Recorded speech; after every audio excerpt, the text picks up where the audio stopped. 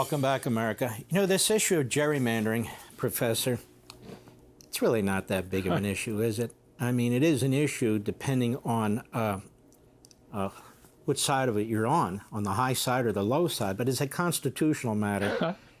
I mean, other than really checking it to see if it violates the Voting Rights Act, and most of it doesn't anymore. And the Supreme Court's going to look at that too, and I bet they kick it out. They're probably going to say, okay, that's enough of this already. I'm just asking you, there's no real constitutional issue here, is there? If the Republicans want 5 more seats in Texas, or Florida decides we want 2 more, and the guy in California says we're going to change our Constitution and add 2 more and so forth, isn't that really what the framers wanted?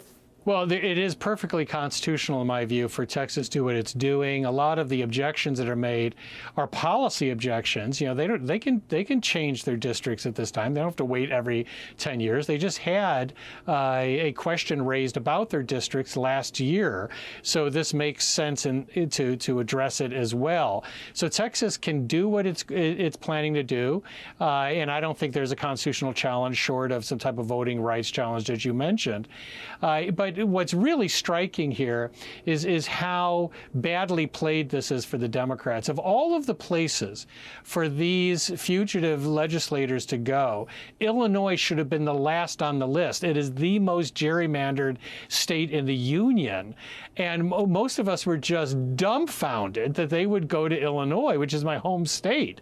And Illinois, New York, California, those are all heavily gerrymandered. Republicans vote in a much higher percentage than the seats that they receive, and that's part of the problem for the Democrats. You know, when you start or you're pledged to have an all-out war, you probably need to look at what your assets are. The problem is that the Democratic blue states are already heavily gerrymandered. So you have the Massachusetts governor saying, "I'm going to retaliate," and most of us are saying, how? You don't have any Republicans left in your congregation. You and your delegation, you'd have to go to another state and gerrymander that state because you're done.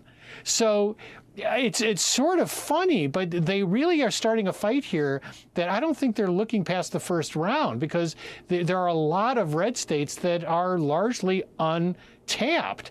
And yes, the Republicans could produce a lot more districts. And you know, there was an admitted error by the Census Bureau in the last time around that cost the Republicans several seats, some kind of a mathematical error, where they were supposed to take one from Rhode Island, and they gave one to Colorado that wasn't supposed to have one. Right. Florida should have had 2 more. Texas should have had 1. So even there.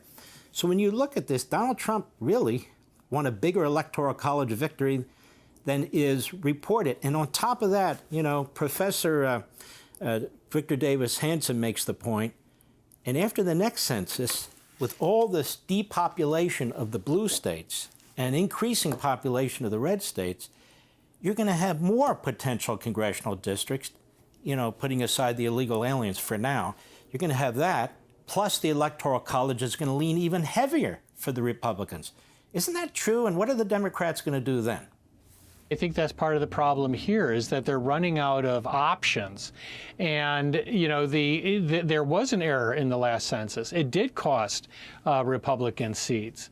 And this fight that they are really escalating is unlikely to work out the way they plan. I mean, even Governor Newsom, who said, "This is your last warning, I'll redistrict," California has to work towards a near zero. I mean, they're already gerrymandered, and it'll cost them over $200 million to do that. Mm-hmm. I'm guessing he doesn't care about the money. He never does. He's run that state into the dirt, and he wants to be president on top of it. Jonathan Turley, I want to thank you, my friend. Always good information. We appreciate you.